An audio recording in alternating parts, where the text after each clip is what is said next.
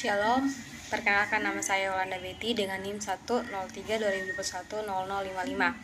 Jadi pada kesempatan ini saya ingin menjelaskan materi yang saya ambil, yaitu pada bab yang kedua, penerapan manajemen dalam perpustakaan. Ya, jadi suatu perpustakaan itu tidak akan mencapai visi dan misinya jika dia tidak disertai dengan peranan manajemen di dalamnya. Nah, manajemen ini dalam perpustakaan bisa dibahasakan dengan melakukan kegiatan, mengatur, mengarahkan, membimbing, mengendalikan, mempengaruhi staf atau pustakawan agar dapat bekerja dan berkarya melakukan tugas-tugas kepustakawanan untuk mencapai tujuan perpustakaan. Nah, maka dari itu seorang manajer dalam perpustakaan itu perlu untuk mempelajari manajemen agar dapat memimpin di perpustakaan dengan baik dan benar. Nah, manfaat seorang manajer jika dia menerapkan atau berlandaskan manajemen dalam perpustakaan, yaitu yang pertama,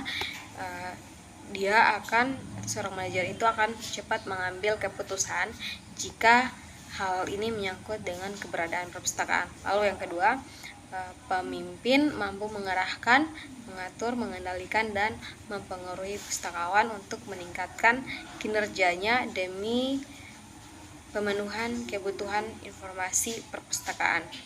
Lalu yang ketiga, mudah menyelesaikan masalah, baik menyangkut tenaga perpustakaan, pemustaka, dan sarana dan prasarana. Lalu yang keempat, mampu memadukan perbedaan kelompok menjadi satu kesatuan yang terkendali dan mengembangkan kualitas untuk keberhasilan tujuan perpustakaan. Nah, terdapat juga peranan manajemen dalam perpustakaan, itu yang pertama sebagai ilmu yang perlu dipelajari dan dipahami oleh setiap pemimpin. Yang kedua, sebagai acuan dalam pelaksanaan sistem berbasis pemustaka agar tujuan dan perencanaan dapat berjalan dengan baik.